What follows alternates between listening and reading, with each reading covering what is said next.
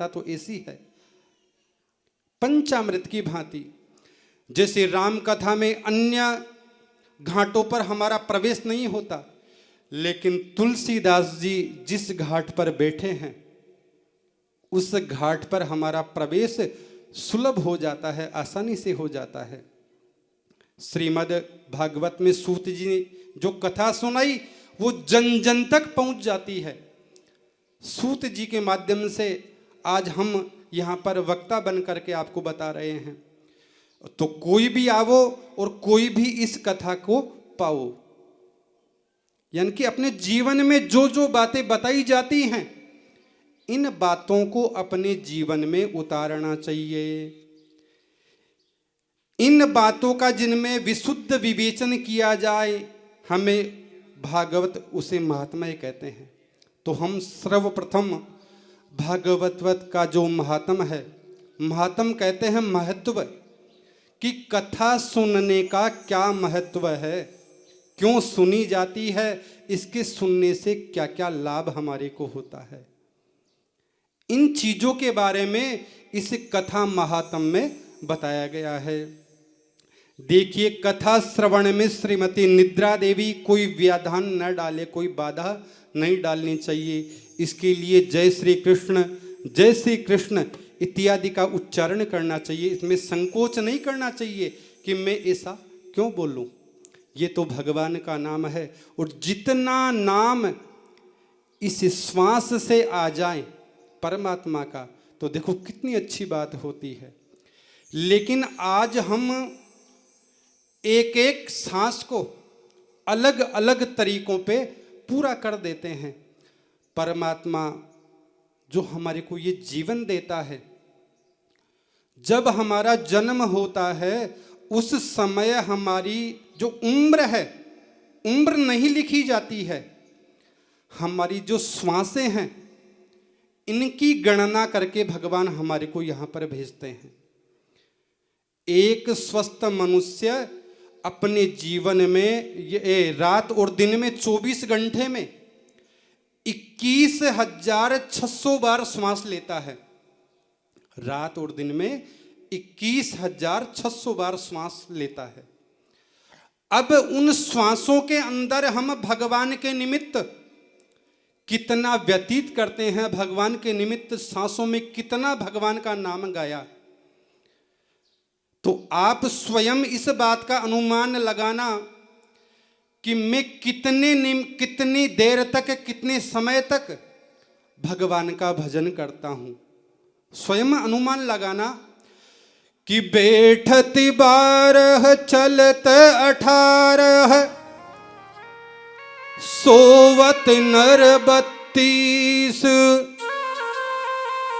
मैथुन में 64 गए तो कहाँ भजे जगदीश। जब हम बैठते हैं तो हमारी जो श्वास की गति है वो 12 के बराबर हमारी चलने लग जाती है, इतनी गति हो जाती है। बैठत 12 चलत 18, जब हम चलते हैं तो वो ही श्वास की गति हमारी 18 के बराबर में चलने लग जाती है। बैठत 12 चलत 18 सोवत नर 32, नर मानी मनुष्य। हम जब सोते हैं तो श्वास की गति हमारे 32 के बराबर में चलने लग जाती है।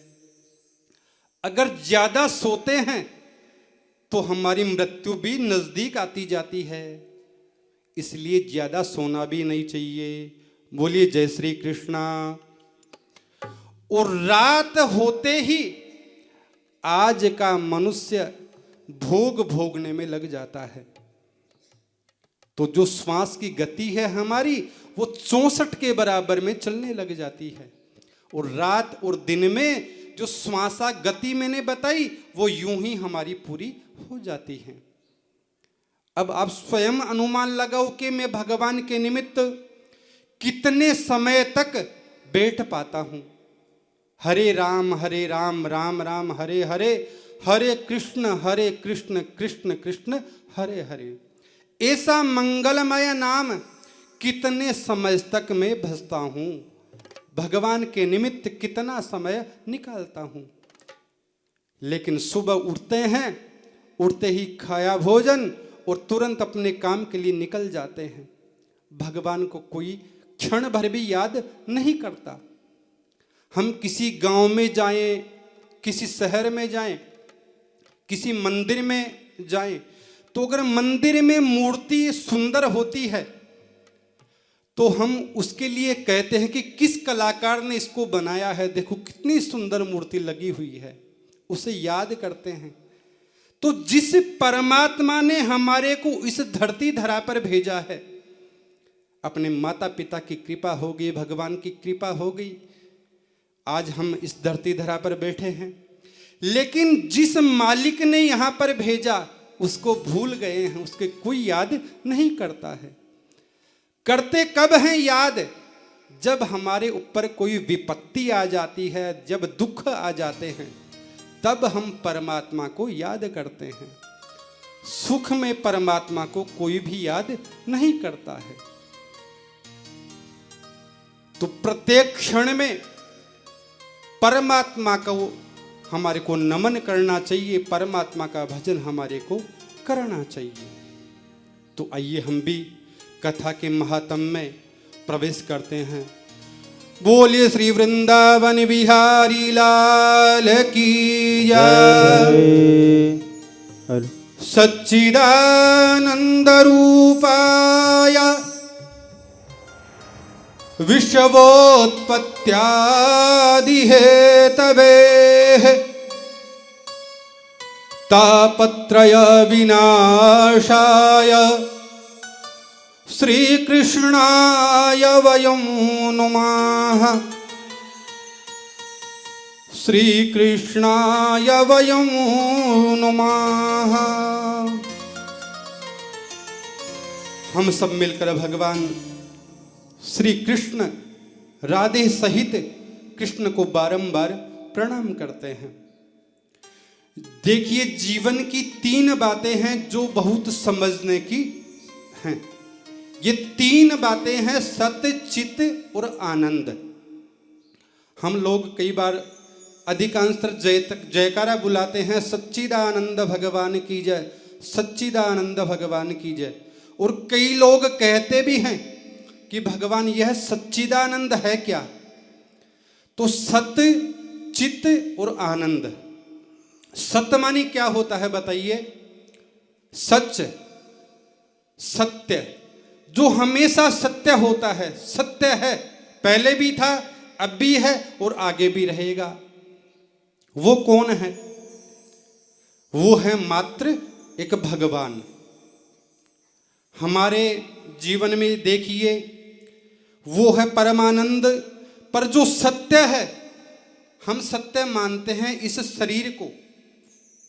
यह शरीर सत्य नहीं है, क्योंकि ये तो बदलता रहता है।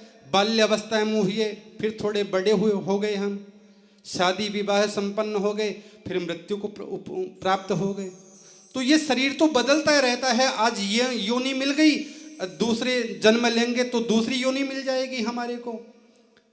तो ये तो बदलते रहते हैं, लेकिन परमात्मा कभी भी नहीं बदलता है। वो तो एकदम सत्य है, सत्य। पहले भी वही थे, अब भी वही हैं और आगे भी वही रहेंगे। सत्य चित्त, चित्त मानी होता है प्रकाश। हम देखिए, कोई पुस्तक पढ़ते हैं अंधेरे में, तो प्रकाश की आवश्यकता हमारे को होती है। लाइट, ट्यूब इत्यादि हम जलाते हैं। लेकिन जिस परमात्मा को कभी प्रकाश की आवश्यकता ही नहीं पड़ती, क्योंकि परमात्मा तो स्वयं प्रकाशमान है, तो उसे हम चित्त कहते हैं। आनंद की परिभाषा शास्त्र में बहुत सुंदर रूप से बताई गई। जैसे भौतिक युग में हमारे को सुख सुविधाएं खूब मिली हैं, सभी के पास में रुपए पैसे धन संपदा खूब है, हम इनका आनंद लेते हैं। क्या इसी को आनंद कहते हैं? ऐसा नहीं है। आनंद कहते हैं आत्मा के बोध को। हमारी आत्मा, हमारा जो मन है भगवान के प्रति लग जाए और भगवान के आशीर्वाद स्वरूप हमें कुछ मिल जाए, वो होता है सच्चा आनंद। दुनिया में देखिए जितनी भी चीजें हैं उनका कुछ न कुछ उल्टा जरूर होता है, विपरीत होता है उनका। सुख का दुख, नर का नारी, धनवान का निर्धन, लेकिन आनंद का उल्टा बिल्कुल भी नहीं होता है। आनंद तो आनंद ही है बिल्कुल। और वो कब होता है, आनंद प्राप्त कब हो? जब भगवान की कृपा हमारे ऊपर हो जाए, तब हमारे को आनंद की अनुभूति होने लगती है। इसीलिए सत्य भी श्री कृष्ण है और चित्त भी श्री कृष्ण है और आनंद भी श्री कृष्ण ही है। सच्चिदानंद रूपाय विश्वोत्पत्त्यादि हेतवे तापत्रय विनाशाय श्री कृष्णाय वयं नुमः। जो विश्व को बनाते हैं, उनका पालन करते हैं और लय कर देते हैं, लय मानी समाप्त कर देते हैं, जिनकी कृपा से यह सारा संसार चलता है। और तापत्रय विनाशाय यानी कि तीनों प्रकार के जो ताप हैं उनको नष्ट करने की सामर्थ्य, शक्ति जिसमें है वो है भगवान श्री कृष्ण। कृष्ण के बिना कुछ भी सुलभ नहीं है। जब तक परमात्मा की कृपा नहीं होगी तब तक हम अपना कल्याण नहीं कर सकते हैं। कई लोग कहते हैं कि मेरे पास में तो रुपए पैसे हैं, इतना बड़ा मेरा परिवार है, मेरे को तो आनंद सहज में मिल जाएगा, भगवान सहज में मिल जाएंगे, मेरी सहज में मुक्ति हो जाएगी। लेकिन ऐसा नहीं है। देखिए, तीन प्रकार के ताप होते हैं, देहिक, देविक और भौतिक। देहिक, देविक, भौतिक तापा। देहिक, देविक, भौतिक तापा। देहिक, देविक, भौतिक तापा। देहिक, देविक, भौतिक तापा। राम राज्य का हूँ नहीं व्यापा। राम राज काहूँ नहीं व्यापा। देहिक, देविक, देहिक, गाते हैं ना, तो उसके हृदय से पाप निकल कर चले जाते हैं। चले जाते कहां पर हैं? जो ताली नहीं बजाता उसके पास में करके भगवान का संकीर्तन हमारे को करना चाहिए। भौतिक तापा, राम राज्य का हूँ नहीं व्यापा। राम राज काहूँ नहीं व्यापा। जय। तीन प्रकार के ताप, देहिक, देविक और भौतिक। तापा मानी जलाना, तपाना। सोने में अगर कोई खोट हो जाती है तो उसे तपाया जाता है। लोहे को तपा करके फिर औजार इत्यादि बनाए जाते हैं। तो ठीक इसी प्रकार से हमारे शरीर में भी तीन प्रकार से ताप सुख और दुख के रूप में आते हैं, देहिक, देविक और भौतिक।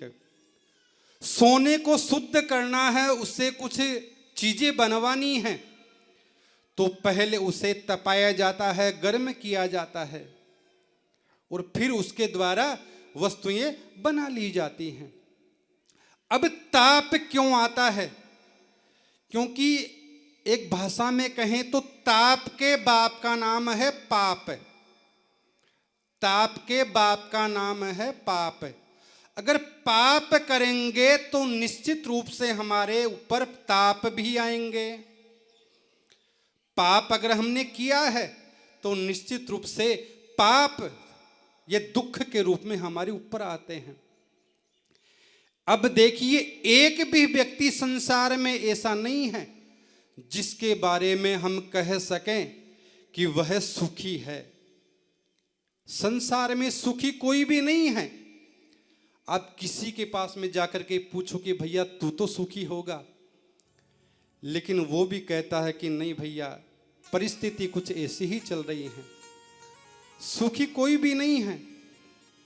कोई तन दुखी, कोई मन दुखी, कोई धन बिन रहत उदास, थोड़े थोड़े सभी दुखी, सुखी राम के दास।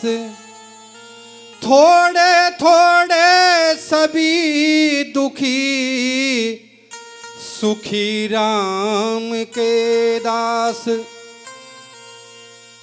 कोई किस चीज से दुखी है, कोई किस चीज से दुखी है, सुखी पूर्णतम रूप से कोई भी नहीं है। कई लोग महीने भर में, 6 महीने में करोड़ों अरबों रुपयों का टर्न ओवर करते हैं, लेन देन कर लेते हैं करोड़ों रुपए की, लेकिन सुबह जल्दी जाते हैं, रात को लेट से घर पर आते हैं, समय पर भोजन नहीं कर पाते। समय पर अगर भोजन नहीं करेगा तो यह शरीर है जो स्वस्थ नहीं रह पाएगा। तो मात्र उसका ध्यान केंद्रित हो गया रुपए पैसे कमाने में। अब समय पर खाया नहीं, बीमार हो गया, डॉक्टर ने घी इत्यादि सब बंद कर दिए। भाई अगर कुछ ज्यादा खाएगा, घी मीठा अगर ज्यादा खाएगा तो ये तेरे बीमारी अब लग जाएगी। उससे अगर पूछें कि भैया आप क्या खाते हो, इतने करोड़ों रुपए आप तो कमाते हैं, लेन देन करते हैं अरबों खरबों रुपए की, तो वो कहता है कि रूखा फल का और दाल का पानी ही पीता हूं। अरे भैया, अरबों रुपए तू महीने 6 महीने में कर लेता है, फिर दाल का पानी और रूखा फल का, ऐसा भी कोई होता है? लेकिन उससे पूछो, वो तो यही कहता है। और निश्चित रूप से आज हमारा भी सभी का बंद हो गया लगभग। जिसके पास में जाएं डॉक्टर जी के पास में, तो भैया मीठा कम खाया करो, घी बंद कर देता है। तो ये हो गया कोई तन दुखी, ये शरीर से दुखी हैं, कमा तो सकते हैं लेकिन खा नहीं सकते। कोई तन दुखी, कोई मन दुखी, कोई मन से दुखी है। कैसे? एक व्यक्ति जिसके मात्र इकलौती संतान है, खूब रुपए पैसे हैं, कोई कमी नहीं है, और इकलौती संतान तो आप जानते हैं कैसी होती है, जैसा मन में आए वो करे। माता पिता कुछ कहते नहीं उसे, क्योंकि इकलौती संतान है। कोई गलत व्यसन भी अगर हो जाए तो माता पिता मना नहीं करते, कोई बात नहीं, ऐसा कर देते हैं।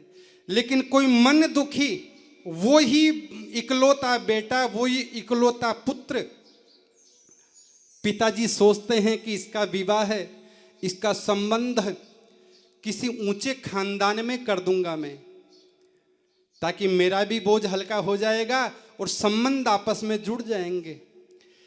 लेकिन वो इकलौती संतान ही किसी नौकरानी से शादी कर लेता है, जो परिवार में उनके यहाँ पर काम कर लेती थी, उसी के साथ वो शादी कर लेता है। तो पिताजी भी दुखी, जब तक जिएंगे तब तक मन व्यथित रहेगा, कुंठित रहेगा कि इकलौती संतान थी और उसने ऐसा कर दिया। मैं तो चाहता था कि इसका संबंध किसी ऊंचे खानदान में करूं, लेकिन ये अब देखो क्या कर बैठा। जब तक जिएंगे मन में दुखी रहेंगे। तो कोई तन दुखी, कोई मन दुखी, कोई धन बिन रहत उदास, कोई रुपए पैसे से दुखी हैं भैया। एक व्यक्ति, आप देखते हैं कितने मंजिला काम चलता है, इमारत जब बनाते हैं तो एक व्यक्ति अपनी पीठ के ऊपर कितना भारी सामान ढोता है, नीचे से ऊपर, ऊपर से नीचे, पसीने में तरबतर होता हुआ। उससे मिलता है 400-500 रुपए मात्र एक दिन के। अब बताओ 400-500 रुपए में वो अपना पेट भरें कि अपने परिवार का पेट भरें? मुश्किल हो गया ना उसके लिए। रुपए रुपए के लिए, पैसे पैसे के लिए दर दर भटकता है वो।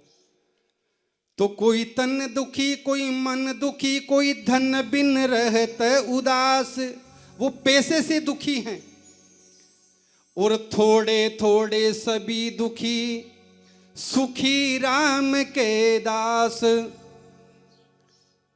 सुख तो केवल भैया राम के दास को है, जो भगवान का भजन करते हैं, जो अपने मन को गोविंद भगवान के चरणार विंदों में लगाते हैं। सुख तो मात्र उन्हें ही प्राप्त होता है।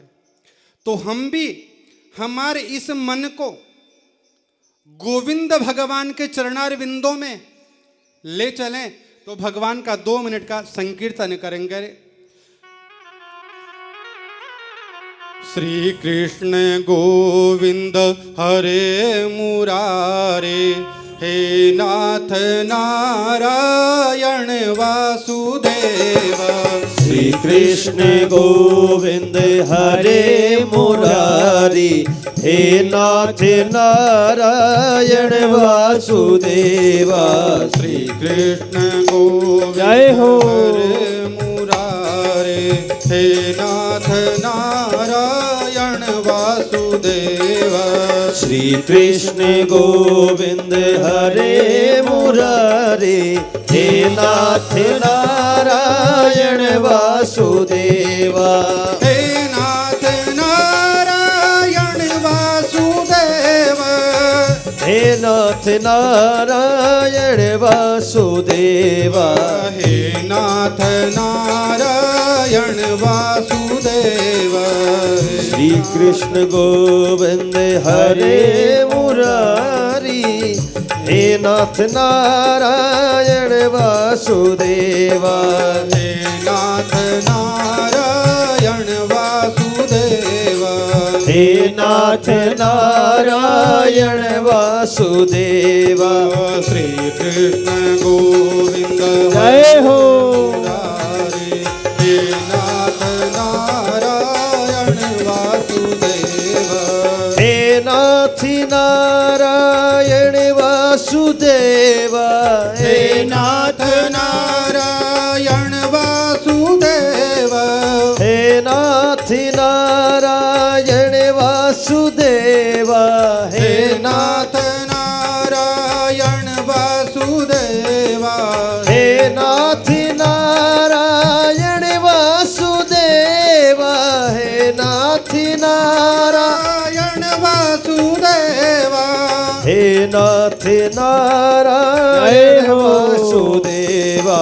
श्री कृष्ण गोविंद हरे मुरारी, हे नाथ नारायण वासुदेवा।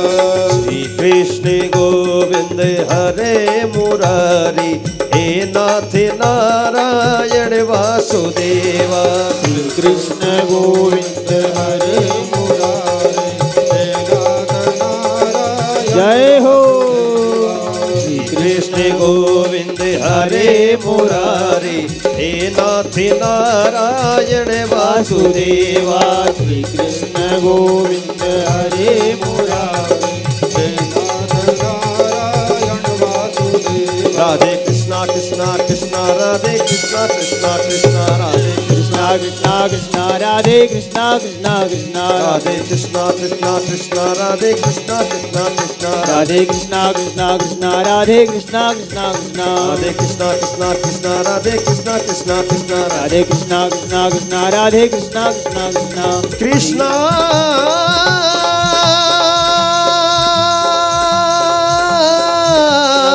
राधे कृष्णा कृष्णा कृष्णा हरे कृष्णा राधे कृष्णा कृष्णा कृष्णा राधे कृष्णा कृष्णा कृष्णा हरे राधे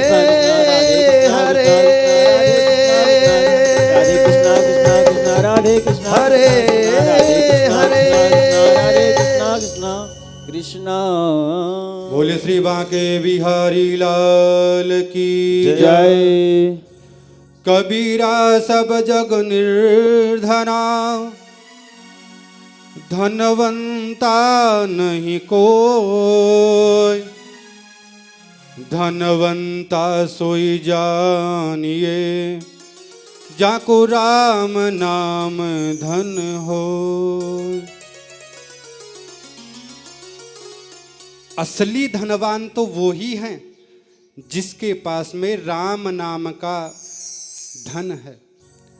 गोविंद के नाम का धन जिसके पास है वह सबसे बड़ा धनी है। और 3 प्रकार के तापों को नष्ट करने की जिनसी कृष्ण नाम में शक्ति है, ऐसे भगवान श्री कृष्ण को हम सब मिलकर के बारंबार प्रणाम करते हैं। श्री कृष्णाय वयम नुमः। यानी कि देखिए, प्रथम श्लोक में ही सबको साथ लेकर के वंदना की गई है। यहां पर अगर अकेले के लिए वंदना होती तो अहम नुमः हो जाता, लेकिन वयम नुमः है, यानी कि सबको साथ में लेकर के हम भगवान के चरणार बिंदों में प्रणाम करते हैं। श्रीमद् भागवत के प्रधान देवता भगवान श्री कृष्ण, और प्रथम श्लोक में ही भगवान श्री कृष्ण भगवान की वंदना भी की गई है।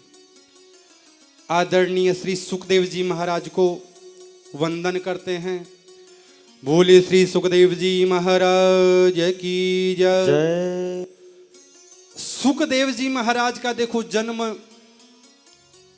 जन्म लेते ही सन्यास ग्रहण कर लिया। जो ही जन्म हुआ सीधे वन की ओर चल दिए। सुखदेव जी के पिताजी महर्षि वेदव्यास जी महाराज, बेटा बेटा पुत्र रुक बेटा रुक, बार बार कहते हैं। पीछे जा रहे हैं सुखदेव जी के, लेकिन सुखदेव जी वापस नहीं आते हैं।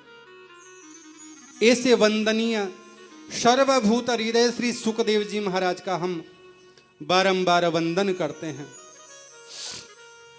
सज्जनों, जैसे हम इस पवित्र भूमि पर बैठकर भागवत श्रवण करने के लिए आज एकत्रित हुए हैं,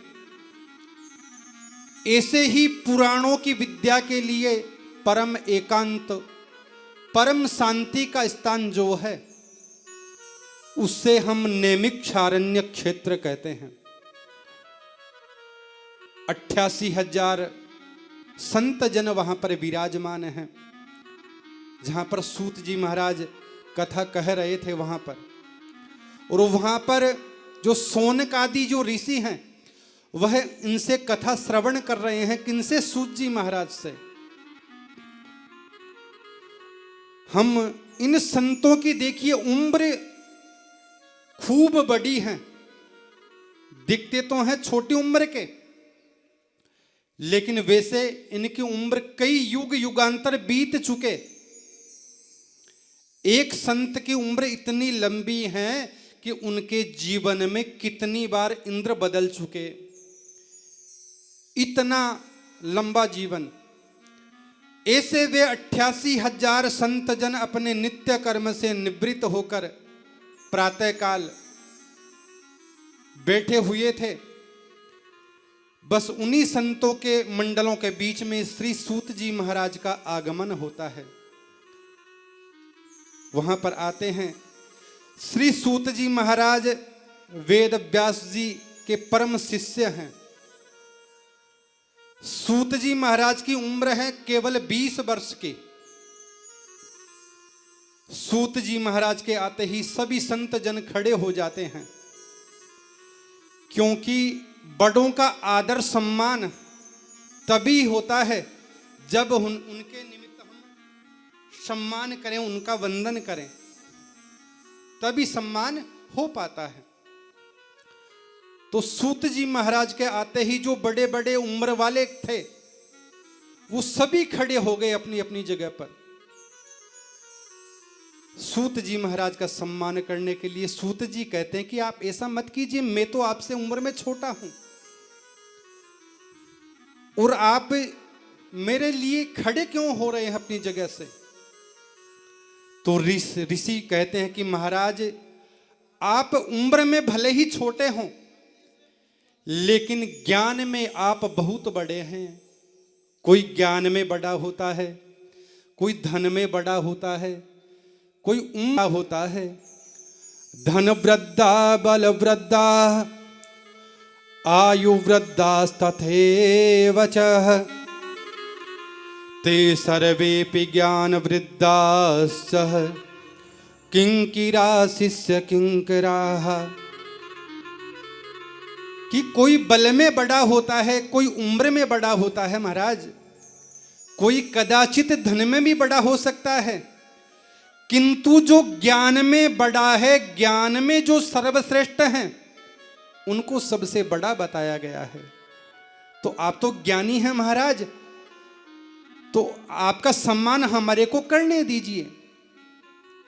इसीलिए सूत जी महाराज, आप देखने में तो छोटे हैं लेकिन अज्ञान रूपी अंधकार जो मानव के हृदय में बैठा हुआ है उसे दूर करने में आप करोड़ों सूर्य के समान हैं। कोटि सूर्य समप्रभ, करोड़ों सूर्य से उनकी तुलना की गई। एक सूर्य देखो कितना प्रकाश देता है और करोड़ों सूर्य उदित हो तो कितना प्रकाश देंगे। तो उनके समान इसकी उपमा की गई कि आप इतने ज्ञानवान हैं। आप हमारे को ऐसी कोई कथा सुनाइए जिससे संसार के लोगों के कष्ट की निवृत्ति हो जाए। कि महाराज, इस संसार सागर में सभी दुख ही दुख भोग रहे हैं। कोई किस चीज से दुखी है, कोई परिवार से दुखी है, कोई पैसे से दुखी है।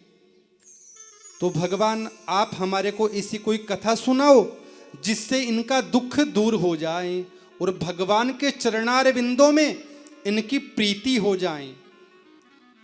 कृष्ण प्राप्ति करम शाश्वतम साधनम तदवधाधुनाः।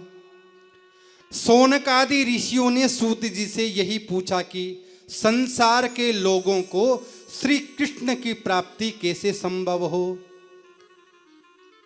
भगवान की प्राप्ति कैसे हो, ऐसा कोई आप साधन बताइए, कैसे मिले। तब सूत जी महाराज कहते हैं कि आप लोगों ने संसार की भलाई के लिए बड़ा अच्छा प्रश्न किया है। संसार में प्रत्येक मनुष्य दुखी ही दुखी हो रहा है। सुख की अनुभूति तो मन से कर लेते हैं लेकिन पूर्ण रूप से सुखी नहीं है। जन्म लेते हैं, बड़े होते हैं, जवानी आ जाती है और वृद्ध होते हैं और मर जाते हैं। ऐसे ही अपने जीवन को बर्बाद कर देते हैं महाराज। तो आपके चरणों की उन्हें प्राप्ति हो जाए, भगवान की प्राप्ति उन्हें हो जाए, तो ऐसा कोई सुलभ सस्ता कोई अगर हो तो आप हमारे को बताइए। कितने लोग तो देखो ऐसे हैं जो सारे दिन भर ताश पलती खेल करके अपना समय पूरा कर देते हैं। यहां पर तो होगा कि नहीं होगा, लेकिन अधिकांशतर गांवों में ताश पत्ती खेलते हैं लोग बाग, लेकिन उनको समय का भान बिल्कुल भी नहीं होता है कि मेरे को 5 घंटे हो गए या 10 घंटे हो गए। कई कबार तो रात भी हो जाती हैं ताश खेलते खेलते, और फिर अंधेरा हो जाता है तो वो लाइट की व्यवस्था वहां पर कर लेते हैं। इतना शौक उनके चढ़ जाता है गलत चीज के लिए। और अगर उन्हीं को अगर हम कथा में बुलाएं कि भैया 4-5 घंटे की यहाँ पर कथा हो रही है, तो वो आ तो जाएगा आपके कहने से, लेकिन वो 10, 20, 50 बार घड़ी को देखेगा कि 1 घंटा हुआ कि नहीं, 2 घंटा हो गए क्या, अब कितना घंटा बचा है। वो बार बार घड़ी की तरफ देखेगा। तो ऐसा आज का जीव हो गया है। संसार के कार्यों में हमारी दुष्ट प्रवृत्तियां इतनी बढ़ गई हैं कि भगवत कार्यों में संकोच होता है। भगवान की कथा के लिए किसी से कहो, भगवान के जहां पर भजन होते हैं आप देखते हैं कितने व्यक्ति वहां पर बैठे होते हैं। और अगर किसी गांव में कोई भजनों का प्रोग्राम है या कोई रासलीला इत्यादि हो रहे हैं, वहां पर अगर नाचने वाली आ जाती हैं तो आपको बैठने की जगह वहां पर नहीं मिलेगी। ये क्या है? क्योंकि भगवान की तरफ आज हमारा रुझान बिल्कुल कम है। हम हमारे मन को भगवान की तरफ लेकर के जाना ही नहीं चाहते। कोई अगर अच्छी सीख ज्ञान की बात हमारे को बताएं तो वो आज हमारे को बुरा लगता है, और कोई गलत अगर बात हमारे को सिखावे तो हम तुरंत उसको अपने हृदय में उतार लेते हैं, उसे याद कर लेते हैं। ये जीवन बार बार में मिलने वाला बिल्कुल भी नहीं है।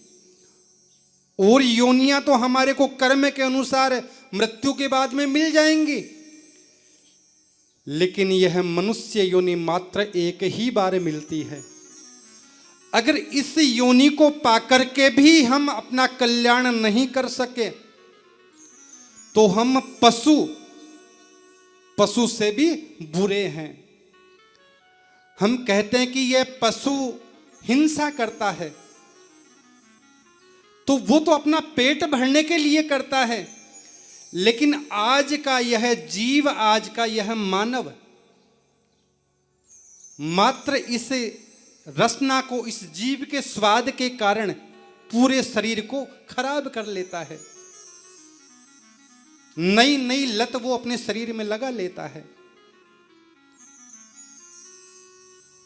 तो हम अपने शरीर को इस समय का सदुपयोग नहीं करते हैं, जबकि हमारे को इसका सदुपयोग करना चाहिए। श्री शौनक आदि ऋषि कहते हैं कि कालव्याश मुखग्राश त्राश निर्णाश है तवे। हमारा जीवन क्या है? इस कलयुग में हम देखें तो हमारा जीवन क्या है? कलयुग की पूरी की उम्र है 4,32,000 बरस की। कलयुग की 4,32,000 वर्ष की। अब उसके निमित्त हम इस धरती धरा पर जन्म लेते हैं। पहले तो आयु इतनी बची नहीं। शास्त्र तो 120 वर्ष की उम्र कलयुग में बताते हैं कि कलयुग में मानव की उम्र 120 वर्ष की होनी चाहिए,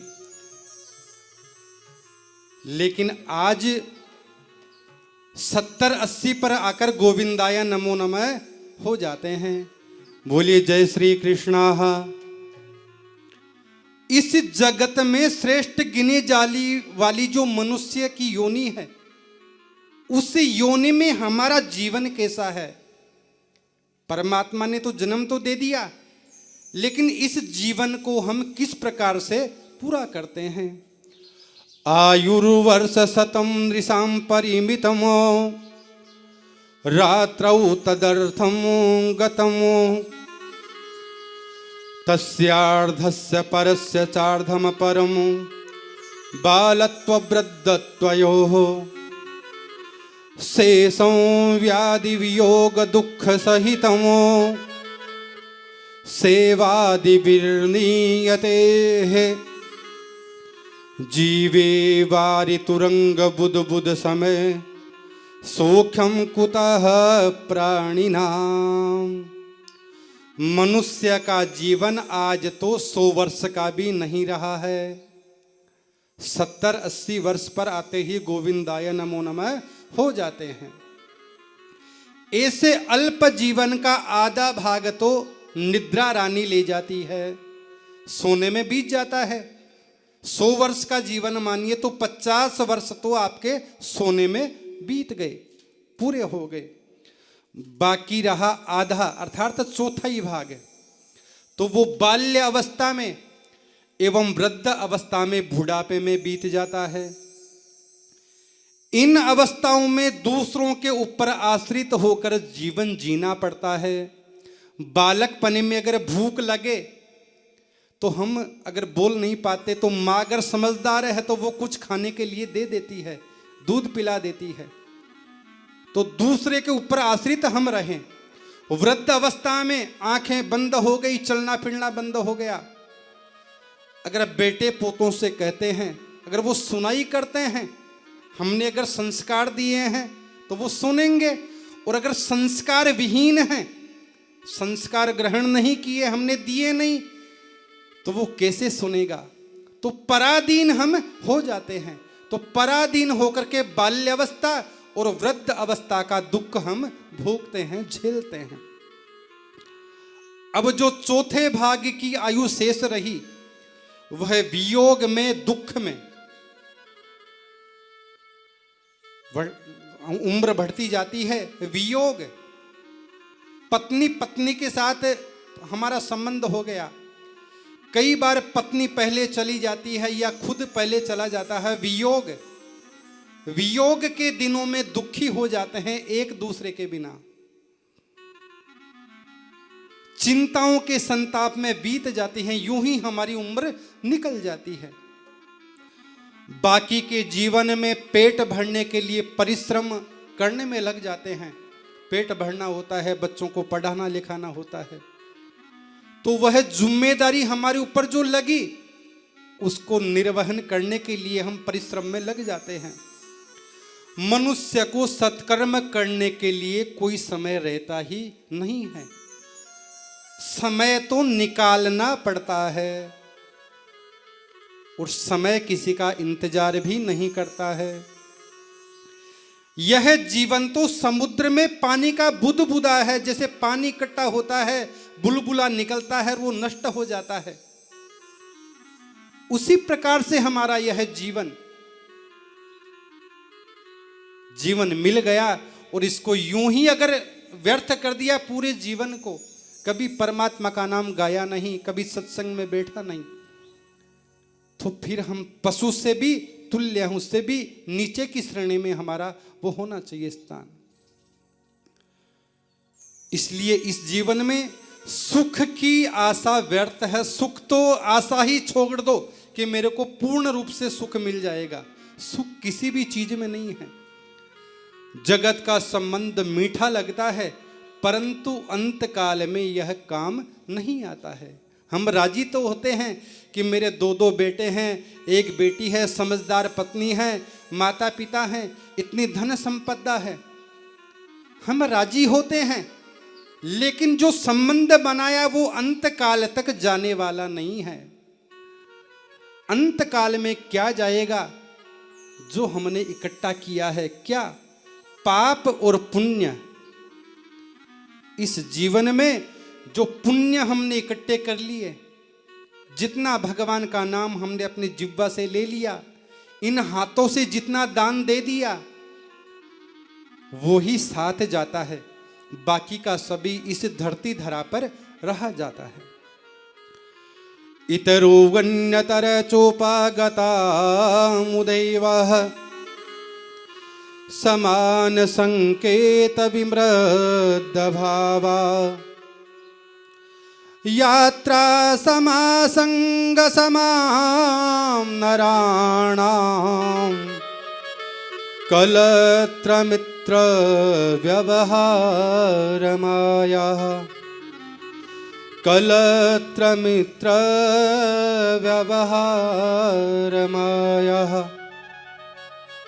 स्त्री पुत्र मित्र आदि सब व्यवहार रूपी माया है, जिस किसी भी प्रकार सहज में एक स्थान पर एकत्रीकरण हो गया जाए। हम किसी मेले में जाते हैं, मेले में देखते हैं कि इस गांव से भी 5-10 व्यक्ति आ गए, उस गांव से भी आ गए, हम भी अपने परिवार के सहित चले गए और उस मेले में एक दूसरे को पहचान लेते हैं कि भैया तू कहाँ रहता है, अरे मैं तो तेरा वो रिश्तेदार हूं, एक दूसरे की जानकारी निकाल लेते हैं।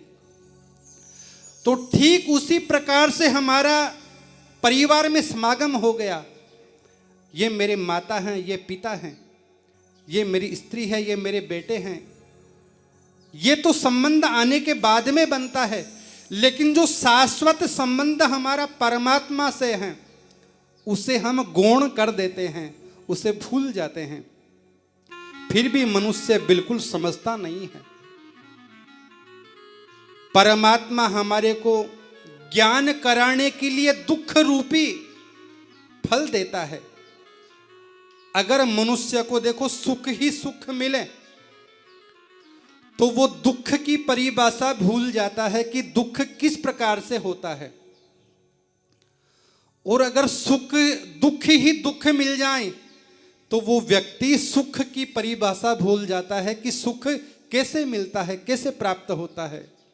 तो सुख और दुख ये तो पहिए की तरह हैं। घड़ी में जिस प्रकार से सुई चलती रहती है उसी प्रकार से आज सुख है तो कल दुख भी आएगा, और आज दुख है तो कल सुख भी आएगा। बोले गोविंद भगवान की जय। यह मेरा, इस प्रकार संपूर्ण जीवन मेरा मेरा करने में ही बीत जाता है।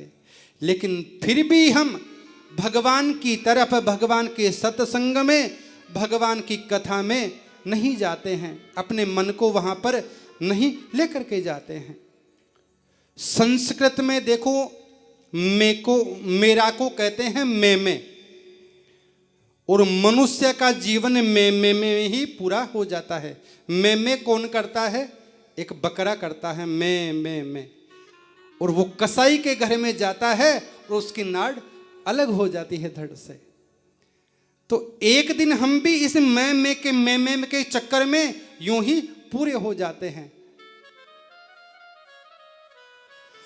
कांता इमे में तनया इमे में ग्रहा इमे में पशवस्थित्वे में एवं नरो में ससमान रूप मैं कृतः काल वृकर्णनीता। इस प्रकार मनुष्य की मैं सुनकर काल आ जाता है और उसे मार देता है। और गोविंद के भगवान, गोविंद के चरणारविंदों के प्रति हम भी नहीं जागरूक हो पाते हैं। एक दिन फिर बाद में पछतावा होता है। कब? ऊपर जाने के बाद, कि भगवान ने जीवन तो दिया था लेकिन मैं भगवान का भजन नहीं कर पाया, सजा मिलती है वहां पर। तब इसीलिए हमारा जो जीवन का उद्देश्य है क्या है? गोविंद भगवान के प्रति हमारा असीम प्रेम हो जाए, गोविंद की प्राप्ति हमारे को हो जाए। सुखदेव जी बोले कि इस जो भागवत की जो कथा है आप इसकी अदला बदली कर लीजिए। श्रीमद् भागवत ग्रंथ, ये भागवत महान सद ग्रंथ है, मुक्ति कराने वाला होता है यह ग्रंथ। श्री सूत जी महाराज कहते हैं कि भागवत की कथा का अधिकार तो कभी भी देवताओं को भी प्राप्त नहीं होता। देवता ऊपर से देखते हैं कि वहां पर कथा हो रही है, लेकिन वो देख सकते हैं, सुन नहीं सकते हैं। आप तो देख भी सकते हैं, कितने बड़ भागी हैं हम, और सुन भी सकते हैं, लेकिन फिर भी हम हमारे मन को गोविंद के चरणों में नहीं लेकर के जाते हैं। एक बार जब देवताओं को पता चला कि राजा परीक्षित को सुखदेव जी महाराज कथा श्रवण करवा रहे हैं, अमृत पिला रहे हैं। तो देवता अपने यहां से अमृत कलश लेकर के आए और सुखदेव जी महाराज के सामने आकर के बोले कि आप इसकी अदला बदली कर लीजिए, कथा का जो अमृत है वो आप हमारे को पिला दीजिए और इसके बदले में यह जो अमृत कलश है वह आप राजा परीक्षित को दे दीजिए।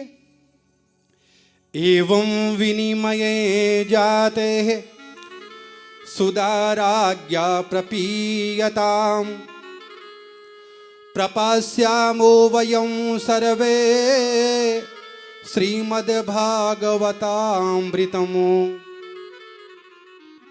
सुखदेव जी ने कहा कि कहाँ ये स्वर्ग का अमृत और कहाँ ये श्रीमद् भागवत दोनों की बराबरी एक साथ कैसे हो सकती है। स्वर्ग में जहां वहां का अमृत पीने के बाद भी व्यक्ति को गिरना पड़ता है, स्वर्ग में चले गए तो हमारे पुण्य कर्मों के, देखो पुण्य कर्मों के बल पर स्वर्ग में व्यक्ति जाता है और पुण्य कर्म पूरे हुए नहीं कि स्वर्ग से वापस भी आना पड़ता है। तो हमारे को स्वर्ग में नहीं जाना, हमारे को तो भगवान से मात्र एक ही बात मांगनी है कि भगवान हमारा जो मन है आपके चरणों के प्रति जुड़ाव हो जाए, हमारी मुक्ति हो जाए। मात्र यह एक ही वरदान मांगना है। पुनरपि जननम पुनरपि मरणम पुनरपि जननी जठरे शयनम। स्वर्ग में जाने के बाद तो आना पड़ेगा और आएंगे तो फिर मां के पेट में रहना पड़ेगा और मां के पेट में रहेंगे तो वो कीड़े काटेंगे छोटे छोटे छोटे छोटे। गर्भवास में इतना दुख है कि अपनी वाणी से भी नहीं कहा जा सकता। गर्भवासम समम भूकम न भूतो न भविष्यति। इतना दुख मां के पेट में जीव को मिलता है और बार बार जन्म होगा तो हम मां के पेट में हमारे को जाना पड़ेगा और जाना पड़ेगा तो कष्ट भी झेलने पड़ेंगे। तो उपाय ऐसा करें कि ना तो मां के पेट में जाना पड़े और ना दुख हमारे को झेलना पड़े। वो कब हो? जब भगवान की कृपा हमारे ऊपर हो। लेकिन भागवत अमृत का पान जिसने कर लिया उसका तो आवागमन का कुचक्र हमेशा के लिए मिट जाता है। श्रीमद् भागवत का ये जो रस है वो तो इतना अच्छा है कि जिसने पी लिया उसको बार बार इस धरती धरा पर यानी कि मां के गर्भ में नहीं आना पड़ता है, उसकी तो मुक्ति स्वतः हो जाती है। इसीलिए श्री सुखदेव जी ने भागवत कथामृत का दान देवताओं को नहीं दिया। देवताओं ने ब्रह्मा जी से शिकायत की कि महाराज हमारे को भागवत का जो रस अमृत था वो उन्होंने सुखदेव जी महाराज ने नहीं पिलाया। फिर ब्रह्मा जी ने न्याय करने के लिए एक तराजू लिया और तोलना प्रारंभ कर दिया। कोई जिस पलड़े में जो ज्यादा भारी होगा वो पलड़ा नीचे की ओर आएगा, तो ज्ञान में जो बड़ा है वो नीचे झुक जाएगा। तो इसकी परीक्षा करने के लिए ब्रह्मा जी महाराज एक तराजू ले आते हैं। एक पलड़े में दुनिया के समस्त साधनों को रख दिया, वेद पुराण मीमांसा और जो भी था गीता इत्यादि सबको एक पलड़े में रख दिया और दूसरे पलड़े में श्रीमद् भागवत जी को रख दिया गया। दूसरे पलड़े में जो धर्म संस्कार आदि थे वे तो ऊपर हो गए क्योंकि वो तो हल्के थे और जिसमें ज्यादा वजन था वो नीचे की ओर आ गया। ब्रह्मा जी ने कहा देवताओं श्रीमद् भागवत कोई पुस्तक नहीं है जिसे हम यूं ही समझ बैठें। श्रीमद् भागवत तो साक्षात श्री कृष्ण स्वयं है। ये तो भगवान स्वयं श्री कृष्ण है, यह कोई पुस्तक नहीं है जिसकी आप तुलना करने के लिए वेद शास्त्र ले आए। श्रीमद् भागवताख्यो हो अयम प्रत्यक्षः कृष्ण एव ही, यह तो साक्षात कृष्ण है।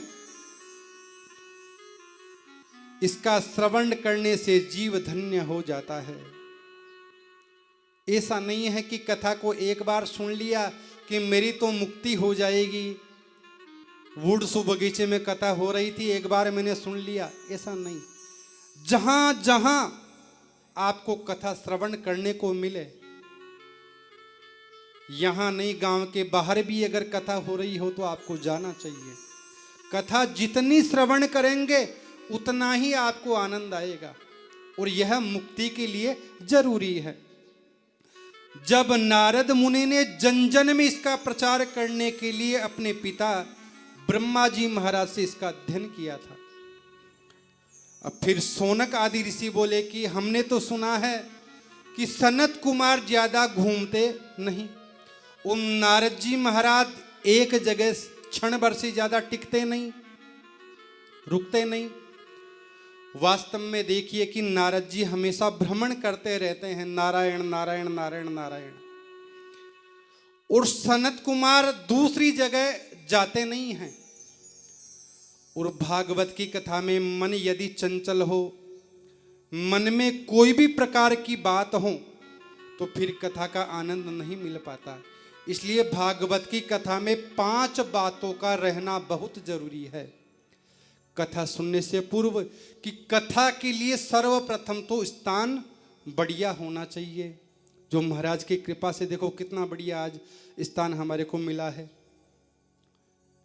कथा के लिए स्थान सुंदर और बड़ा होना चाहिए ताकि कथा श्रवण करने वाले जो श्रोता हैं वो आराम से बैठ सके और बाहर की आवाजें अंदर डिस्टर्ब नहीं करें, व्यवधान नहीं डाले कथा में। तो अपना तो एकदम शांत जगह पर स्थान है, यहाँ पर किसी प्रकार का कोई विक्षेप यहाँ पर नहीं है। दूसरी बात है भागवत का ज्ञान। भागवत को सुंदर शैली में गाना चाहिए। तीसरी बात है भागवत का ज्ञान।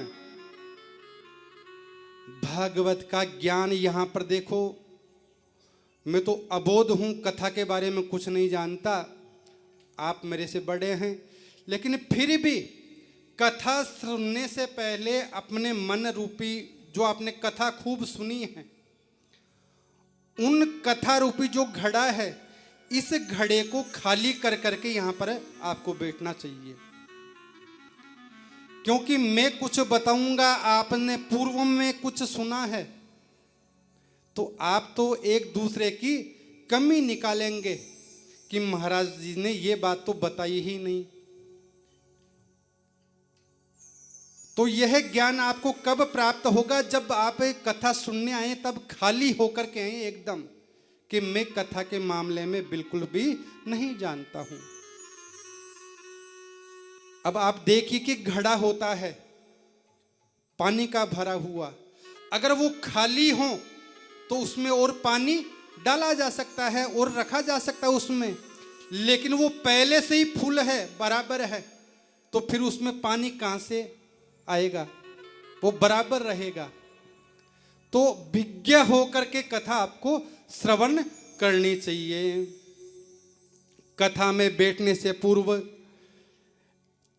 जो कथा बताई जाती है उसका मनन भी आपको करना चाहिए। कथा देखो हनुमान जी महाराज की तरह आपको कथा सुननी चाहिए। हनुमान जी महाराज को देखो, कौन कथा सुना सकता है?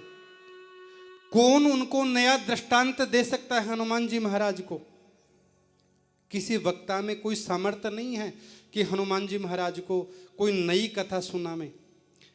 लेकिन जहां जहां पर भगवान की कथा कीर्तन सत्संग होते हैं तो हनुमान जी महाराज सजल नेत्रों से आकर के विराजमान होकर के वहां पर कथा श्रवण करते हैं, सुनते हैं। यत्र यत्र रघुनाथ कीर्तनम तत्र तत्र मस्तकांजलिमो वाश्ववारी परिपूर्णलोचनं मारुतिं नमत राक्षसान्तकं। जहाँ जहाँ पर भगवान की कथा होती है, हरि कथा होती है, हनुमान जी महाराज अपने सजल नेत्रों से कथा वहां पर श्रवण करते हैं। इसीलिए गोस्वामी तुलसीदास जी ने भी लिखा, प्रभु चरित्र सुनिबे को रसिया, राम लखन सीता मन बसिया। प्रभु चरित्र सुनिबे को रसिया, राम लखन सीता मन बसिया। हनुमान जी महाराज तो बड़े रसिक हैं कथा सुनने में, तो ठीक उसी प्रकार से आपको भी कथा यहाँ पर हनुमान जी महाराज की तरह एकदम मौन होकर के एकाग्र चित्त मन को लगा करके कथा आपको श्रवण करनी है। चौथी बात है भागवत का ध्यान, एकाग्र चित्त हो करके। ऐसा नहीं कथा में बैठे हैं, फोन आ गया, फोन पर बातें हो रही हैं, ऐसा नहीं। जो आपने फोन के समय जो समय निकाल दिया, उस समय पता नहीं हमने कथा में क्या बात बताई, वो आप नहीं जान पाएंगे। तो अपना जो मोबाइल है उसे भी थोड़ा दूर ही रखें। पांचवी बात है भागवत में आपके कान, अपने जो कान हैं उनको भी भागवत के प्रति अर्पित कर दो, यानी कि जो आवाज आए मात्र कथा की आवाज ही हमारे कानों में पहुंचे, और बाकी की और कोई आवाज आवे तो उनको सुने ही नहीं बिल्कुल। मात्र एक भगवान की जो चर्चा हो रही है, कथा की जो चर्चा हो रही है, उसे ही ध्यान से सुने। अब सूत जी महाराज कहते हैं कि एक बार देवर्षि नारद जी बड़ी तीव्र गति से दौड़ते हुए जा रहे थे, तो बद्री धाम में विराजमान चारों भाई, कौन कौन? सनक, सनंदन, सनातन और सनत कुमार, जिनको हम शौनक आदि ऋषि कहते हैं, ये नारद जी को देखते हैं और पूछते हैं, कथं ब्रह्मंदीन मुखः कुतश्चिन्तातुरो भवान्, त्वरितं गम्यते कुत्रः कुतश्चागमनं तव। कि अरे नारद जी महाराज क्या बात है, आप उदास लग रहे हैं और आपके मुख पर यह 12 क्यों बज रही है, चिंता की लकीरें स्पष्ट दिखाई दे रही है, क्या बात है? नारद जी ने कहा कि क्या बताऊं महाराज, मैं इस धरती लोक को, पृथ्वी लोक को श्रेष्ठ समझ करके यहां पर आया कि यहां पर भक्ति भाव होते होंगे, लोग भगवान के प्रति आसक्त रहते होंगे। हरि क्षेत्र में गया, कुरुक्षेत्र में गया, सेतुबंद रामेश्वरम में गया, लेकिन सुख, मन को शांति कहीं पर भी नहीं मिली। सत्य कहता हूं संत कुमार जी ने, मुझे कहीं भी शांति नहीं मिली, एकदम दुखी हो गया मन। लोग अपना पेट भरने में लगे हुए हैं और भगवान से कोई लेना देना नहीं। सत्य, दया, धर्म, स्वच्छता, इनको कोई जानता ही नहीं है महाराज। ना कोई सत्य बोलता है। ऐसे लोगों की बुद्धि को कलयुग ने बिगाड़ दिया है महाराज। देखिए, इस जीवन में हम अगर एक आधी बार भी सत्य बोलने लग जाएं, कोई सच बात कदा भी कह दें, तो अपने को सत्यवादी राजा हरिश्चंद्र के बाद में हमारा दूसरा नंबर गिनने लग जाते हैं। एक तो राजा हरिश्चंद्र थे सत्यवान, और दूसरा नंबर फिर हमारा। ऐसा मन में मानने लग जाते हैं कि मैं तो हमेशा सच बोलता हूं, सच बोलता हूं, और झूठ, रोजाना झूठ पे झूठ बोलते जा रहे हैं। वो पाप हम इकट्ठा करते जा रहे हैं। और धर्म के निमित्त हम एक काम करते हैं और बताते हैं हजार लाखों को कि मैंने धर्म का ये काम वहां पर करवाया था, मैंने इसको इतना दान दे दिया। दान को हमेशा गुप्त रखना चाहिए, गुप्त दान। धर्म हमेशा खूब करो, धर्म हमेशा, लेकिन बताओ मत कि मैंने ये धर्म कर दिया। जितना आप बताओगे वो उसका बंटवारा हो जाता है, बढ़ जाता है। फिर एक धर्म का काम कर लें तो चारों तरफ हम गिनाते फिरते हैं कि वहां पर ये धर्म का काम मेरे द्वारा चल रहा है, वहां द्वारा ये भंडारा चल रहा है। और कोई पाप का अगर कोई काम होता है और फिर पूछे कि तूने ये पाप कर दिया, तब हम कहते हैं कि भगवान की मर्जी थी, हो गया, मैं क्या करूं। पाप हो जाता है तो भगवान के ऊपर। और कुछ अगर सच्चे जीवन में एक आधे बार बोल देते हैं तो वो हम, ऐसा नहीं होना चाहिए। तो कलयुग में ऐसे ही लोग महाराज घूम रहे हैं, पाखंडी लोग। बड़ों का आदर सम्मान समाप्त हो गया है। आज परिवार में भी अगर हम देखें तो एक दूसरे का आदर सम्मान आज हम कम ही लोग कर पाते हैं। पत्नी को चाहिए कि अपने ससुर सास जी इनकी खूब सेवा करें।